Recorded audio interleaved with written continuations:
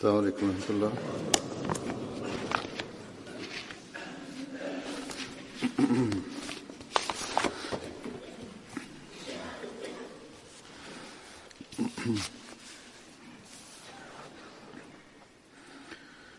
أشهد أن لا إله إلا الله وحده لا شريك له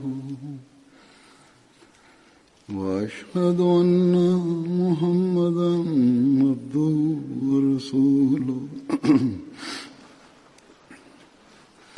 أما بعد فأعوذ بالله من الشيطان الرجيم بسم الله الرحمن الرحيم الحمد لله رب العالمين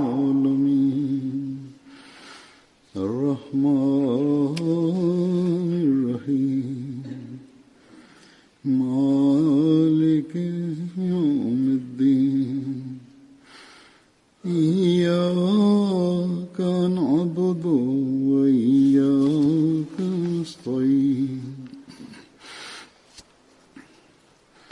اهدنا الصراط المستقيم صراط الذين أنعمت عليهم غير المغضوب عليهم ولا الضالين. Dunyoda turli majlislar mavjud yoki boshqacha aytganda turli majlislarning turli maqsadlari bo'ladi. Ba'zi majlislar maslahatlashish uchun bo'ladi. Unda dunyoviy maqsadlarga erishish uchun maslahatlar qilinadi. Hukumat ishlarini yuritishga maslahatlashish uchun siyosatchilar majlislar o'tkazishadi. Biznes yuritadigan kishilarning majlislari bo'ladi. Sportga tegishli dasturlar uchun majlislar o'tkaziladi. Ko'ngilochar dasturlar yoki nomigagina ilmiy yig'inlar uchun majlislar o'tkaziladi. Mazkur barcha ishlar uchun qo'mitalar tuziladi. Ko'ngilochar dasturlarni rejalashtirish uchun ham kishilar birgalikda o'tirishadi. Qisqasi, barcha turdagi bu majlislar, qo'mitalar va birgalikda o'tirish dunyo ishlari uchun bo'lib, Alloh taolo yoki uning rizosi uchun yoxud unga yaqinlashishga erishish uchun bo'lmaydi. Agar qandaydir majlislar odamlarning ahvolini yaxshilash uchun o'tkazilsa-da, u ham dunyoviy maqsad uchun o'tkaziladi va Alloh taolaning roziligi nazarda tutilmaydi. Ammo shunday majlislar ham borki, ularning maqsad muddaosi din bo'ladi. Ular Alloh taolaning nomini yuksaltirish uchun bo'ladi. İnsanlarni Alloh taolaga yaqinlashtirish rejalari to'g'risida o'tkaziladi yoki ruhaniyatni rivojlantirish vositalarini izlash to'g'risida bo'ladi. Yoxud bu majlislarga qatnashuvchilar Alloh taolaning roziligiga erishish uchun ishtirok etishadi. Qisqasi, bu majlislarning maqsad muddaosi bizning har bir ishimiz, bizning har bir rejamiz, bizning har bir dasturimiz behuda va bema'ni narsalardan saqlangan holda Alloh taolaning roziligiga erishishdan iborat bo'ladi. Alloh taolaga yoqqan bunday majlislarning natijalari bu dunyoda ham zohir bo'ladi va bunday majlislarga qatnashuvchilarni vafot etgandan so'ng ham Alloh taolo mukofotlaydi.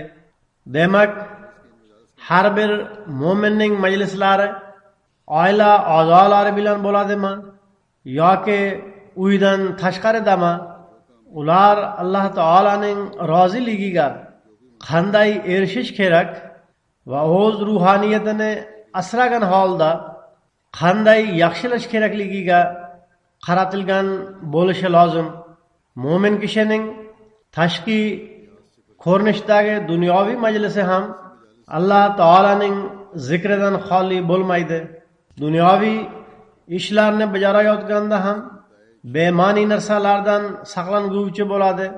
Agar qalb dunyoviy ishlar bilan band bo'lsa ham Alloh taolani zikr qilish va eslashni unutmaydi. Dunyoviy ishlar uchun o'tkaziladigan majlislarida ham boshqalarni aldash va birovning haq huquqlarini toptash haqida gaplar bo'lmaydi. Mo'min kishining majlislari bu kunlardagi siyosiy va boshqa dunyoparastlarning majlislariga o'xshamay, aksincha Alloh taolaning qo'rquvi va taqvosi doimo nazarda tutiladi. Bir mo'mindan bu narsalarni doimo nazarda tutish kutiladi. Alloh taolo Qur'oni Karimda mo'minlarning majlislari haqida shunday deb rahnamolik qilgan: mo'minlarning majlislari sarkashlik, isyonkorlik, gunohlardan xoli, payg'ambarga itoatsizlikdan saqlanadigan va taqvo yo'lidan yuradigan majlislar bo'lishi lozim. Ammo ming afsuski, bugungi kunda musulmonlarning ko'pchilik majlislari buning aksidir. Musulmonni barbod qilish uchun reja tuzmoqda. Holbuki Alloh taolo shunday deb marhamat qiladi: Ya ayyuhallazina amanu idza tanajaytum fala tatanajaw bil ismi wal udwan va ma'siyatir rasul va tanajaw bil birri wat taqwa wattaqullaha allazi ilayhi tuhsharun. Ay iymon keltirganlar, sizlar o'zaro yashirincha maslahatlashganlaringizda gunoh, sarkashlik va payg'ambarga itoat etmaslik to'g'risida maslahatlashmanglar va Allohdan qo'rqinglarki, sizlar uning huzuriga to'plantirilasizlar. Ammo men aytib o'tganimdek, musulmonlar Alloh taolaning bu farmonini unutib yuborib, o'zaro bo'linishni cho'qqisiga chiqarganlar. Alloh taolo mo'minning belgisini ruhamau baynahum, ya'ni o'zaro mehr muhabbat qiluvchi deb marhamat qilgan. Biroq bu yerda ularning ahvoli Qur'oni Karim qulubuhum shatta, ya'ni ularning qalblari o'zaro bo'lak deb marhamat qilgan kofirlarga o'xshaydi. Ular Alloh taolo va uning payg'ambariga itoatsizlik qilib, taqvodan uzoqlashgan holda o'zaro ham yashirincha maslahatlashadilar va begonalar bilan ham yashirincha kelishuvlar tuzishadi. Ular Alloh taoladan umuman qo'rqmaydilar. Alloh taolo shunday deb marhamat qiladi: sizlar huzurida to'planadigan zotdan qo'rqinglar. U yerda hukumatlar, podshohliklar, boyliklar va g'arbiy kuchlarning yordamlari hech foyda bermaydi. Hech qanday yirik kuch ham u yerda Alloh taolo va uning rasulining buyruqlariga bo'ysunmaslik va taqvodan uzoqlashish jazosidan saqlay olmaydi. Darhaqiqat, musulmon deb atalgan holda dunyoni o'zlariga maqsad muddao qilib olib, uning orqasidan yuguradiganlarning ahvoli Alloh taolaning zotiga iymon va ishonch yo'qolganligining amaliy ko'rinishidir. Aksincha, agar ozgina bo'lsa ham Alloh taolaning zotiga iymon va ishonch bo'lganda edi, musulmon siyosatchilar, rahbarlar va nomigagina ulamolarning bugun biz ko'rib turgan holati yuz bermas edi. Demak, bu davrda bizning burchimiz ham shuki, birinchidan biz bunday barcha o'y fikrlardan o'zimizni tozalaylik, Alloh taolaning qo'rquvini o'zimizda oshiraylik. Ikkinchidan, qaysi Ahmadiyning g'ayri Ahmadiy musulmonlar bilan aloqa muloqoti bor, ular qo'ldan kelgancha o'z doirasida musulmonlarga tushuntirsinki, sizlarning bu ahvolingiz nafaqat sizlarni begonalarga butunlay qulga aylantirar, balki Alloh taolaning jazosiga ham sazovor bo'lasizlar. Qaysi dunyoning orqasidan sizlar yugurgan bo'lsangiz, u ham qo'ldan chiqib ketadi. Dinni esa sizlar avvaldanoq qo'ldan boy berib bo'lgansizlar. Demak, hozir vaqt bor. Alloh taolaning qo'rquvi va taqvosini qalblarda paydo qilinglar. Aks holda har bir narsa qo'lingizdan chiqib ketadi. Dunyoviy maslahatlashuv uchun BMT nomli bir tashkilot bor. Yaqin o'tganda unda majlis bo'lib o'tdi. U yerda Amerika prezidenti ham nutq so'zlagan. G'arblik tahlilchilar va maqola yozuvchilar bu nutq orqali tinchlik o'rniga ko'proq fitna fasod tarqalish ehtimoli bor deb yozganlar. Ular buni ham ochiq oydin yozdilarki, ehtimol bu nutqdan Saudiya Arabiya va sanoqli boshqa musulmon davlatlar quvongan bo'lishlari mumkin. Aksincha, bu nutq nihoyatda umidsizlantiradigan, jang va fitna alovini alangalatadigan nutq edi. Demak, musulmon hukumatlar Alloh taolaning farmonlariga e'tibor qaratib, har qanday fitna fasoddan saqlanishlari lozim. Nima bo'lganda ham, men dunyodagi musulmonlarning ahvoliga qarab shu narsani zikr qildim. Ammo biz doimo o'z ahvollarimizni ham tekshirib turishimiz lozim. Shayton jamoatning rivojlanayotganini ko'rib hech chiday olmaydi. Shayton o'zining odatiga ko'ra bizning ichimizda ham bo'linish hamda xavotirni paydo qilishga harakat qiladi. Demak, ba'zida yig'ilib olib o'zlarining okrugi, shahri yoki mamlakatining jamoat tizimi to'g'risida gapirishadi. Ular darhaqiqat shaytonning aldoviga tushib qolishadi. Shaytonning ishi xayrixoh bo'lib hujum qilishdir. Shuning uchun bunday majlislarda haqiqatan jamoat tizimiga qarshi bo'lmagan kishilar ham ishtirok etib qo'yishadi. Ular jamoatning dard alamini his etgani sabab bu fitnachining o'z o'y fikrini hamdardlik tusida bayon etmoqda. Ular aslida uni fitnachi deb o'ylamaydi. U to'g'ri aytmoqda. Bu islohga ehtiyoj bor deb qabul qilishadi. Holbuki, agar islohga ehtiyoj bor bo'lsa, mamlakatdagi tizim va zamon xalifasiga xabar yetkazishi lozim. Shundan keyin majlislar o'tkazib, o'ta katta sirli va ahamiyatga loyiq hamda jamoatning dard alamini sezayotgandek gaplarni gapirish umuman noto'g'ridir. Bu uslub noto'g'ri bo'lib, gunoh, sarkashlik, payg'ambarga bo'ysunmaslik va taqvodan uzoqlashish belgilaridan iboratdir. Demak, bunday majlislardan Alloh taolo mo'minlarni bundan saqlaninglar deb ogohlantirgan. Qandaydir mansabdorga yoki amirga qarshi shikva shikoyat bo'lsa, uni markazga yoki zamon xalifasiga yetkazinglar. Shundan so'ng jamoat a'zolarining ishi yakunlandi. Endi bu ish zamon xalifasining ishidir.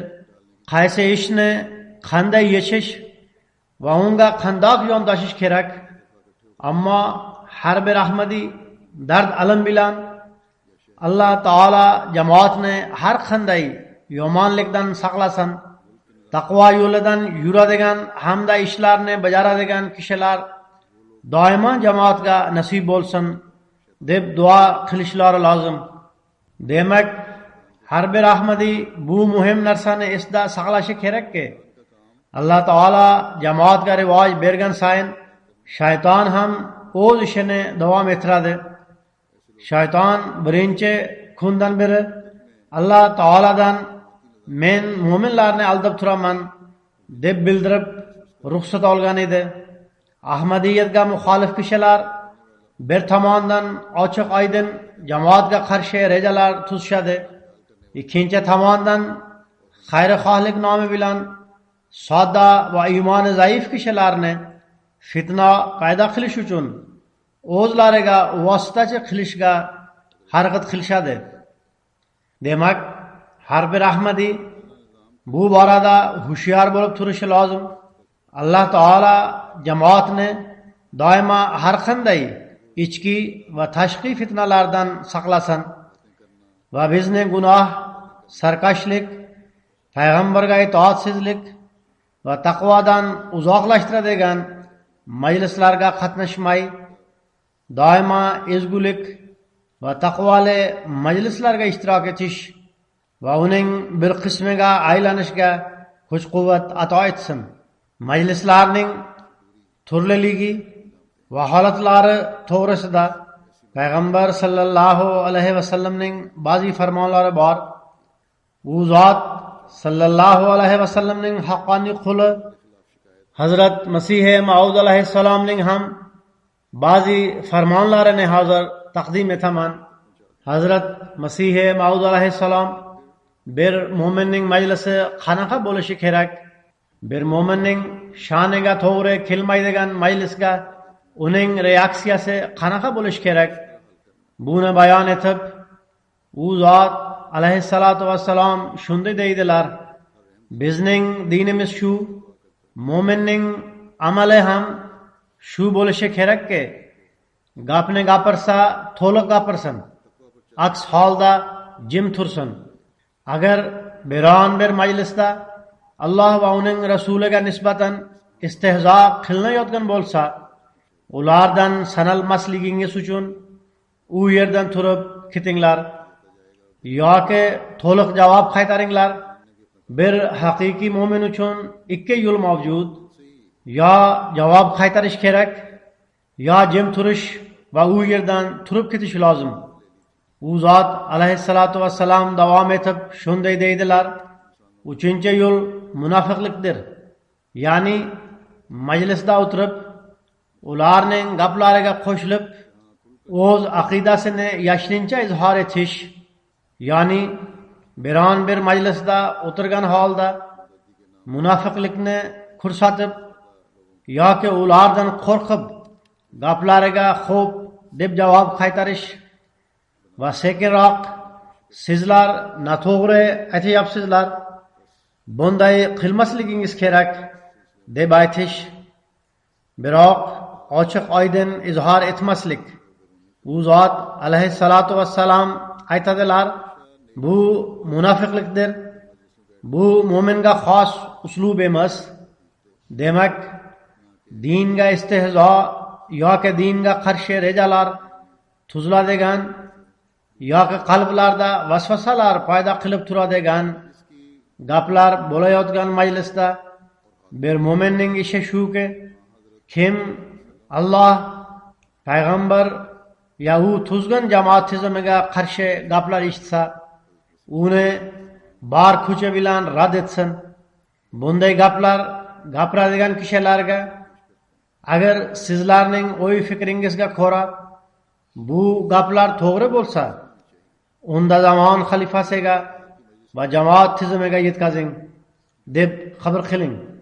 Biroq bunday gaplar gapirish joiz emas.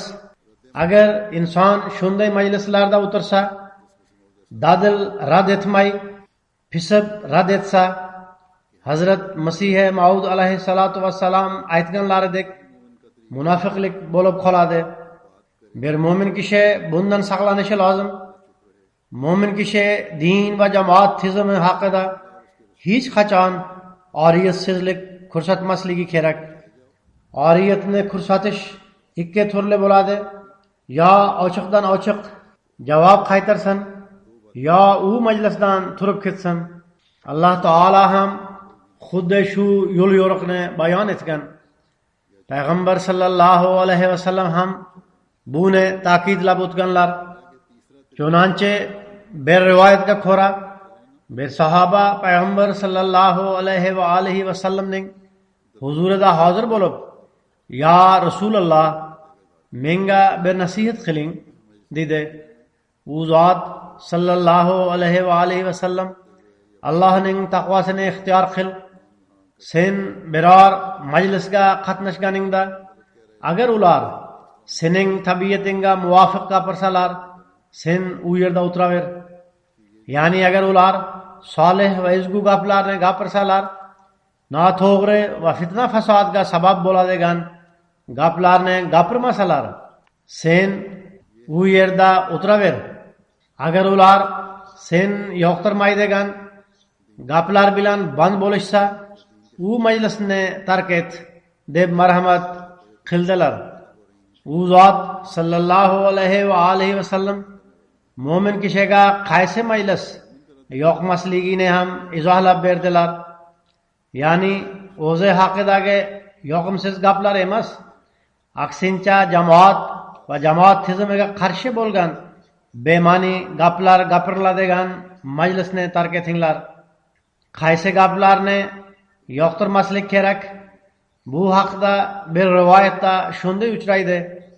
Hazrat Abdullah ibn Abbos radhiyallohu ta'ala anhu rivoyat qilishicha, bir kishi payg'ambar sallallohu alayhi vasallamdan biz qaysi kishilarning majlislarida o'tirsak bo'ladi deb so'radi. Payg'ambar sallallohu alayhi vasallam, siz ularni ko'rib Alloh taolo yodga tushadigan kishilarning majlislarida o'tiring.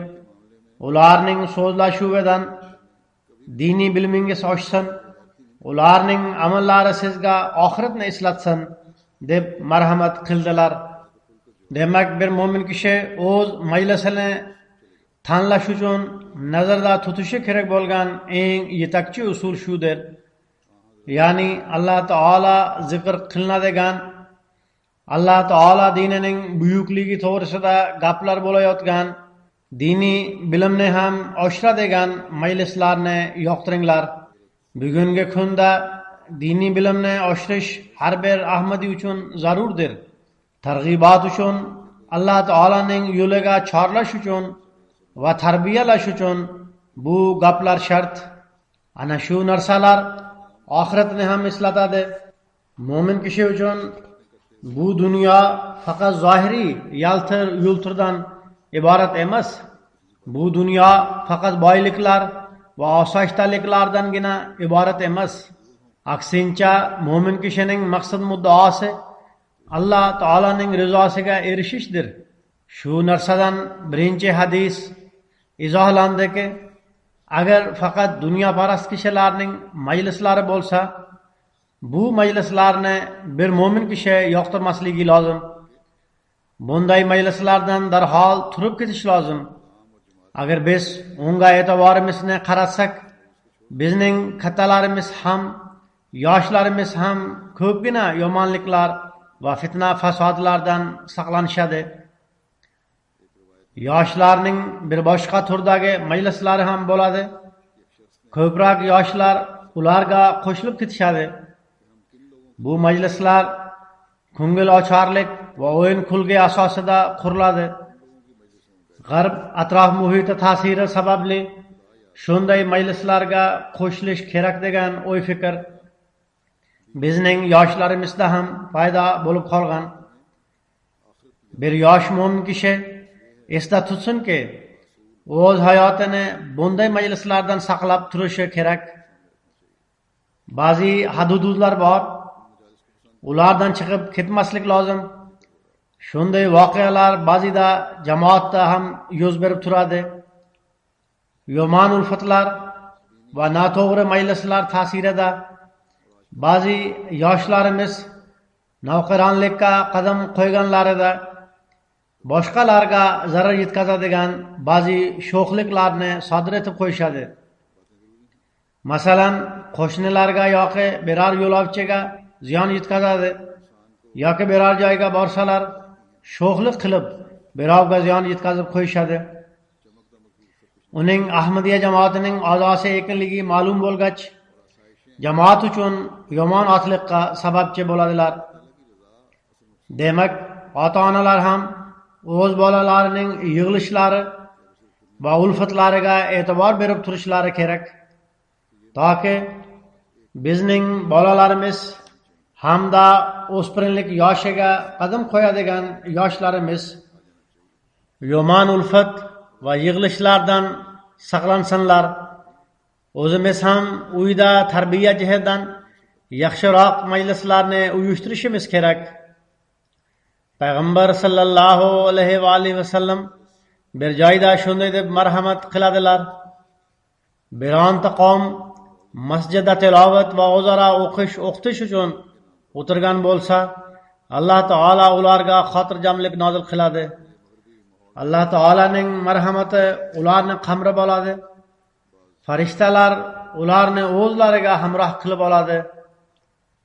Alloh taolaning katta fazl marhamati shuki, jamoatga shunday fursatlar ato etilib turaveradi. Dunyoning har bir joyida jamoat jalsalarini ham, ijtimolarni ham o'tkazadi. Bunda tarbiya, bilimni oshirish hamda Alloh taolani eslash va zikr qilish uchun dasturlar tuziladi. Masalan, bugun shu yerda Lajna Imollahning ijtimosi boshlanmoqda. Lajna shu narsani esda tutmog'i lozimki, ular dasturlarining ko'pchilik qismi diniy va ilmiy majlislardan iborat bo'lishi kerak.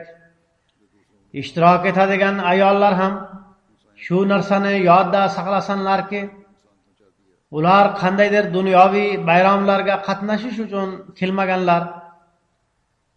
Ular ijtimoga ishtirok etish maqsadini amalga oshirishlari lozim. Muntazam diniy va ilmiy rejalarni uyushtiringlar. Agar kun tartibiga ko'ra dastur bo'lmaganda ham o'z majlisingizda bema'ni va behuda gaplarni gapirmay, foydali suhbat quringlar. Behuda gaplardan doimo saqlaninglar. O'z vaqtingizni zoya ketkazishdan saqlaninglar. Payg'ambar sallallohu alayhi va sallam bir o'rinda shunday deb marhamat qildilar: biron bir majlisga qatnashgan kishilar u yerda Alloh taolani zikr qilmasalar, ular qiyomat kuni o'z majlisiga nihoyatda afsus, nadomat bilan qaraydilar. Demak, ijtimoga qatnashuvchilar shuni yodda tutishlari lozimki, ular o'zlarining tashrif buyurish maqsadini ro'yobga chiqarib, vaqtlarini o'yin-kulgi, bema'ni suhbatlarni qurish bilan o'tkazish o'rniga ko'proq vaqtni Alloh taolani zikr qilish va diniy gaplarni gapirish hamda eshitish bilan o'tkazinglar. Toki bizning majlislarimiz qiyomat kuni afsus nadomat bilan qaraladigan majlislardan bo'lmasin. Taqvo yo'lidan yuradiganlar va ularning suhbatlaridan ko'proq bahramand bo'lish to'g'risida Payg'ambar sallallohu alayhi va sallam bizga nasihat qilganlar. Bir rivoyatga ko'ra, Payg'ambar sallallohu alayhi va sallam: sizlar mo'min kishidan bo'lak hech kim bilan o'tirmanglar. Taqvodor kishidan bo'lak hech kim ovqatlaringizni yemasin deb marhamat qiladilar. Inson dunyoda turli kishilar bilan aloqada bo'ladi. Ular bilan uchrashadi. G'ayri musulmonlar bilan ham borda keldisi bo'ladi. Insonning g'ayri mo'min kishi bilan borda keldi qilmasligi qiyin. U zot sallallohu alayhi va sallam farmonlarining ma'nosi shuki, sizlarning samimiy do'stligingiz, ko'proq borda keldingiz, ko'proq vaqtni o'tkazishingiz, majlislaringiz ko'pincha ezgulik va taqvoda olg'a qadam tashlashingiz uchun iymon jihatdan mustahkam hamda taqvo yo'lidan yuradigan kishilar bilan bo'lishi kerak. Hazrat Masih Maud alayhissalom shunday deydilar: Alloh taolo nafsni isloh qilishning bir yo'li kunu mas-sodiqin, ya'ni so'z, amal va ahvol jihatidan rostgo'ylikka qoyim bo'lgan kishilar bilan birga bo'lishini tavsiya qilgan. Ya'ni ularning gaplari ham rostgo'ylikka asoslangan bo'lsin, ularning amallari ham rostgo'ylikka asoslangan bo'lsin, ularning har qanday vaziyatidan rostgo'ylik oshkor etilsin, ular solih kishilar bo'lsin. Bundan oldin yo ayyuhallazina amanutaqulloha deb marhamat qiladi. Ya'ni ay iymon keltirganlar, Alloh taolaning taqvosini ixtiyor qilinglar. Bundan murod shuki, birinchi iymon bo'lsin, so'ngra sunnat sifatida yomonliklarni tark etib, rostgo'ylarning suhbatida bo'lsin. Suhbatning ta'siri kuchliroq bo'ladi. U ich-ichiga o'taveradi. Agar biror kishi har kuni fohisha ayollarga borib, so'ngra men zino qilamanmi, men zino qilgani bormayman desa, unga aytish lozimki, ha, sen zino qilasan. Bir kunmas bir kun sen bunga mubtalo bo'lasan. Zero yomon suhbatning ta'siri yomon bo'ladi. Suhbatda albatta ta'sir bo'ladi. Shuningdek, mayxonaga boradigan kishi men ichmayman deb qancha saqlansa ham, ammo bir kun keladiki, u albatta ichadi. Demak, doimo yomon suhbatlardan saqlanishga ehtiyoj bor. Dunyoviy ishlar yuzasidan men aytib o'tganimdek, begonalar bilan aloqada bo'lib turiladi. Ammo bu aloqa vositalarida ularning behuda majlislariga qatnashni boshlamay, had-hududlar qoyim bo'lib turishi lozim. Ko'pgina yomonliklar mazkur behuda majlislarga qatnashish tufayli yuz beradi. Hattoki bu yerdagi kishilar o'zlari ham buni izhor etishadi. Ba'zi ingliz ayollari bizning ayollarimizga buni izhor etadilarki, bizning erlarimiz yuvosh va sodda edilar. Biroq ba'zi do'stlari sababli ularda yomonliklar yuz berib, ular behuda va yomon majlislarga qatnasha boshlaganlar. Demak, g'ayri musulmonlarda ham bu his paydo bo'lmoqda. Biz bu haqda ko'proq tashvishlanishimiz lozim. Bu narsani to'xtatish uchun Payg'ambar sallallohu alayhi va sallam shunday marhamat qiladilar: sizlarning dinsiz kishilar bilan ko'proq yurish turishingiz, yeb ichishingiz sizlarni din va taqvodan uzoqlashtiradi.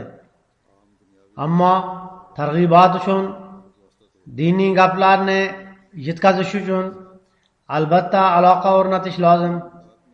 Usiz targ'ibot yuritila olmaydi. Ularni o'z majlislariga chaqirish kerak. Zero diniy majlis o'z ta'sirini o'tkazadi. Bizning jalsalarimiz va tadbirlarimizga qatnashuvchi sanoqsiz begonalar bu yerga kelib, bizning ahvolimiz va kayfiyatimiz butunlay o'zgarib ketadi deb izhor etishadi.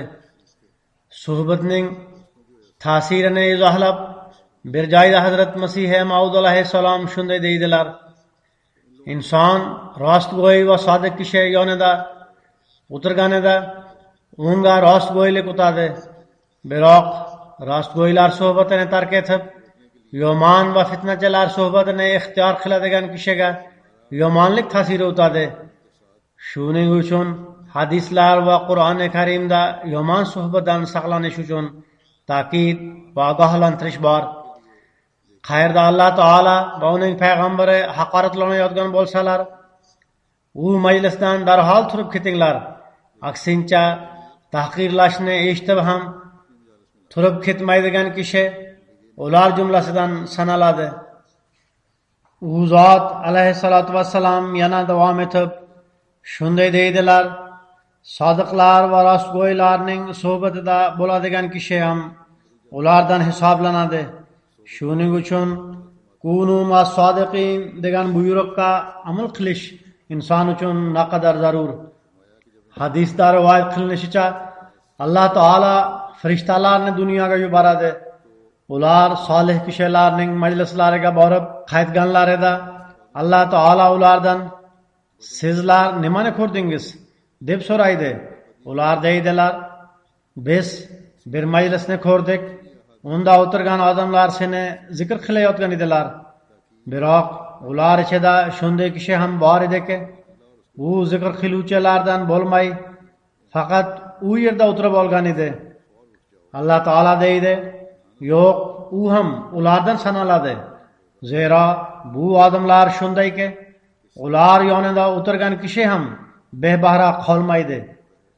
Rostgo'ylarning suhbatida bo'lishning foydalari naqadar ko'p ekanligi bundan aniq ma'lum bo'ladi. Shunday kishilarning suhbatidan uzoq turadigan kishi baxtsizdir.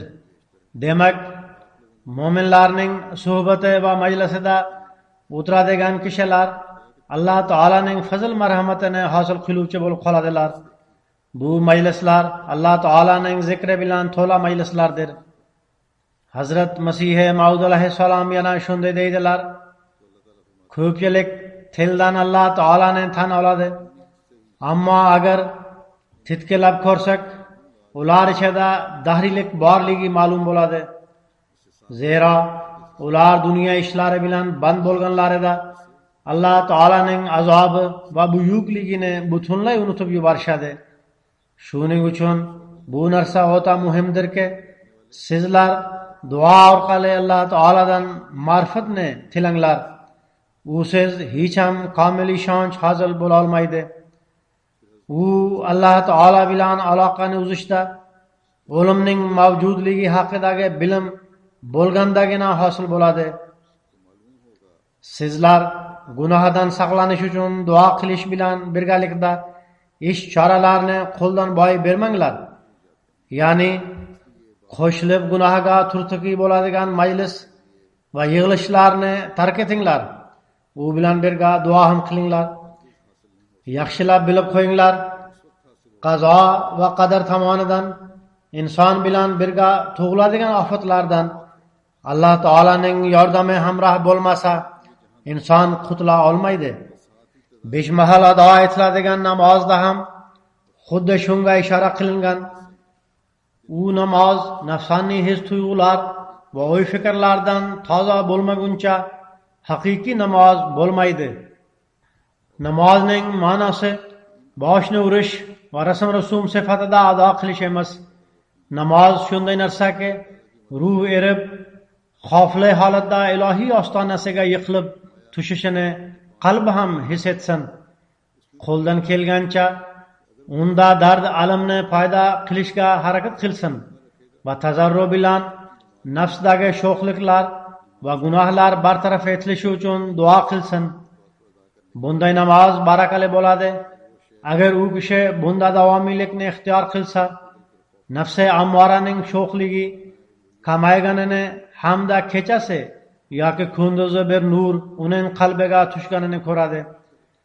Aydarhoda o'ldiruvchi zahar bo'lganidek, nafsi ammorada ham o'ldiruvchi zahar mavjud bo'ladi. Kim uni yaratgan bo'lsa, uning muolajasi ham unda. Ya'ni Alloh taolada yomonlikni uzoqlashtirish uchun muolaja bor. Shuning uchun uning oldiga egilib, u dunyo hamda uning yomon ta'sirlari, yomon majlislar va uning salbiy ta'sirlaridan doimo saqlab tursin deb undan tilanglar. Bir rivoyatga ko'ra, payg'ambar sallallohu alayhi va alihi vasallamning odatlari shu ediki, majlis tugaganda turib shunday duo qilar edilar: "Ey Alloh, sen poksan. Sening maqtovingga qasam ichib guvohlik beramanki, sendan bo'lak hech ma'bud yo'q. men sendan mag'firat so'rayman va sengagina murojaat qilaman. Yana bir joyda u zot sallallohu alayhi va alihi vasallam deydilar, shunday so'zlar borki, kimda kim majlisdan turganda ularni 3 marta o'qib olsa, ular tufayli Alloh taolo u yerda sodir bo'lgan gunohlarini bekitib oladi. Kimda kim bu so'zlarni biron bir diniy va Alloh taoloni zikr qilish majlisida o'qisa, ular bilan birga unga muhr bosilib qoladi. Bu so'zlar quyidagicha: Subhanakallohumma va bihamdika la ilaha illa anta astagfiruka va atubu ilayk. Ya'ni ey Alloh, sen o'z maqtoving bilan poksan, sendan bo'lak hech ma'bud yo'q. Men sendan mag'firatni tilayman, sengagina murojaat qilaman. Ya'ni agar mendan ba'zi nojo'ya gaplar yuz bergan bo'lsa, ularning yomon ta'siridan meni saqlagin deb duo qilganida, bu duo nojo'ya gaplarning yomon ta'siridan insonni saqlab, yaxshi majlislardan ko'proq fayz va baraka olishga imkon yaratadi. Hazrat Masih Maud alayhissalom Alloh taolaning yordami hamroh bo'lmaguncha qutulish mumkin emas deb marhamat qilganlaridek, har vaqt Alloh taoladan yordam tilab turish lozim. Alloh taolo bizga kuch-quvvat ato etsinki, biz doimo yomon majlislardan saqlanguchi bo'laylik.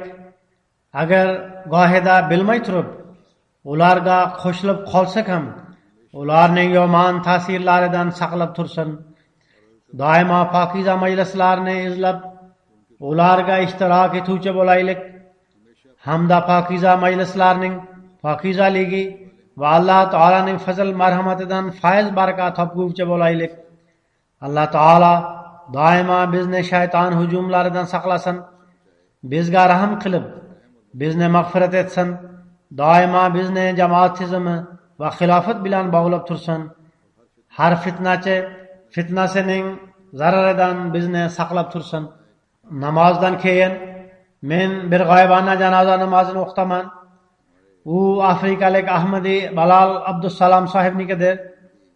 U Amerikaning Filadelfiya shtatida yashar edi. 3-sentyabr kuni vafot etdi. Inna lillahi va inna ilayhi rojiun. Marhum joriy yil Angliyadagi jalsa solanaga ham kelgan edi. Birinchi kuni oqshom paytida afrikaliklar uyushmasining tadbiri o'tayotganda to'sadan u kishida falaj yuz berdi. Ahvoli jiddiylashganda darhol shifoxonaga olib borildi. Bir necha kun u yerda muolaja ham qilinib turdi. Tashqi ko'rinishdan ahvoli yaxshi bo'lib qolgan edi. Men bilan uchrashgani ham keldi. Men u kishi bilan 2 marta uchrashganman. Tashqi jihatdan sog'lig'i yaxshi ko'rinar edi. Shundan keyin u kishi Amerikaga ketib qolgan. Marhum 1934-yili Floridada tavallud topgan. 6 yoshga to'lganda ota-onasi vafot etadi. 8 yoshida internetga joylashtiriladi. U yerda Bibliyadan ta'lim oladi. Keyinchalik boshqa ishlarga ham kiradi. Biroz muddat armiyada ham xizmat qilgan. 1957-yili unga nasroniylarning ruhoniysi deb faxriy unvon beriladi. Ammo nasroniylikning ba'zi aqidalariga qo'shilmas edi. 1960-yili bir sunniy musulmon bilan uchrashganda u unga jamoat chop etgan Qur'oni Karimni beradi. Marhum bu kishidan Qur'oni Karimni chop etgan kishilar kimlar deb so'raganida, u musulmon unga bular musulmon emas, ammo bularning kitoblari yaxshi deb javob qaytaradi. Marhum undan manzilni bilib bir Ahmadiyning do'koniga yetib boradi. U yerda Hazrat Masih Maud alayhissalomning suratini ko'rib, kim ekanligini so'raganida, bu Masih Maud va Imom Mahdi alayhissalom deb unga ma'lum qilindi. Qisqasi, u kishi keyinchalik bay'at qildi. Filadelfiyadagi Ahmadiylar bilan birga targ'ibot ishlarini ham yurgizdi. Bilal Abdusalom sohib Qur'oni Karimni o'rganishga ko'p qiziqar edi. Har ikkinchi yakshanba kuni 4 soatlik yo'lni kechib, Qur'onni o'rganish uchun Pittsburg shahriga kelar edi. Shuningdek, u kishi Filadelfiya jamoatining prezidenti, Milliy Majlisi Omila, Vaqfe Jadid va yangi bayat qilganlarni tarbiyalash kotibi bo'lib ham ishlagan. Bu kishi o'z hayotini bag'ishlab biroz muddat Baltimor shahrida jamoatning faxriy da'vatchisi bo'lib ishlagan. Shundan keyin ham targ'ibot ishlarini davom ettirib turgan. Xilofatni ko'p sevar edi. Jamoat tizimiga rioya qiluvchi va yuqori darajada itoat qiluvchi kishi edi. Xalifalarni doimo yig'lab eslar edi. 1975-yili Qodiyondagi jalsa saloniga qatnashish imkoniga ega bo'lgan. Filadelfiyada masjid qurilmoqda. Bu borada u kishida qizg'in xohish bor edi va harakat ham qilib turdi. Masjid qurilishi mobaynida har kunini muntazam u yerda o'tkazib duo qilar edi. Masjidning tezroq bitishiga harakat qilar edi. Xudo xolasa tezda qurilib bitadi. Uning rafiqasi Asenston hozir ham rohibadir. U Ahmadiyatni qabul qilmagan edi, biroq u bilan doimo yaxshi muomala qildi. U o'z orqasida 2 o'g'il va 2 qizni qoldirgan. Uning bir o'g'li Umar Abdusalom sohib 1993-yili bayat qilib jamoatga qo'shilgan. Faqat bu kishi Ahmadiy, qolganlari Ahmadiy emas. Amerikada da'vatchi bo'lib ishlaydigan Abdulla Dibo sohib shunday yozadi. Amerika jamoatining nihoyatda faol a'zosi edi. Nihoyatda axloqlari yaxshi, hammaga birdek manzur bo'ladigan va mehr ko'rsatuvchi samimiy inson edi. Odamlarga yordam berar edi. Jamoat ishlarini bajarishda peshqadamlik qilar edi. Yoshlar bilan bir o'zgacha aloqasi bor bo'lib, ularni tarbiyalash va ijtimoiy yomonliklardan saqlash uchun doimo harakat qilib turar edi. Bir necha yoshlarning hayotlarini o'zgartirgan, yoshlarni to'g'ri yo'ldan yurishga nasihat qilar edi. Uning tarbiyasi tufayli yoshlarning ko'pchiligi jamoat va jamiyatning faol qismiga aylangan. U kishi betob bo'lib shifoxonada yotganida mening yostog'im yonida bir Qur'oni Karim bo'lib tursin deb ko'rsatma berdi. Londonda betob bo'lganidan so'ng Alloh taolo ba'zi menga topshirgan ishlarning chala bo'lgani va men ularni bitishim uchun menga yangi hayot baxshida etdi dedi. Men oldin zikr qilganimdek xilofat bilan nihoyatda samimiy aloqasi bor edi. Uchrashganida yuzida ajoyib bir tabassum aks etib, ko'zlaridan ixlos va vafo namoyon bo'lar edi. Alloh taolo uning darajalarini yuksaltirsin, uni mag'firat qilsin, uning qolgan farzandlariga ham Ahmadiyatni qabul qilishga kuch-quvvat ato etsin.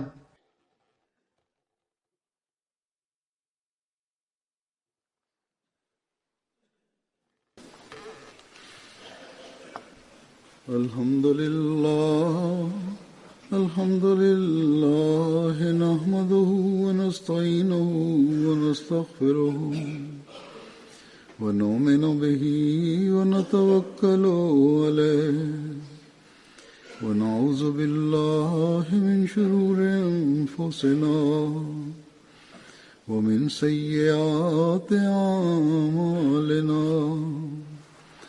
من يهده الله فلا مضل له ومن يضلل فلا هادي له ونشهد أن لا إله إلا الله ونشهد أن محمدا عبده ورسوله. عباد الله رحمكم الله، إن الله يأمر بالعدل والإحسان وإيتاء ذي القربى وينهى عن الفحشاء والمنكر والبغي يعظكم لعلكم تذكرون. اذكروا الله يذكركم وادعوه يستجب لكم ولذكر الله أكبر.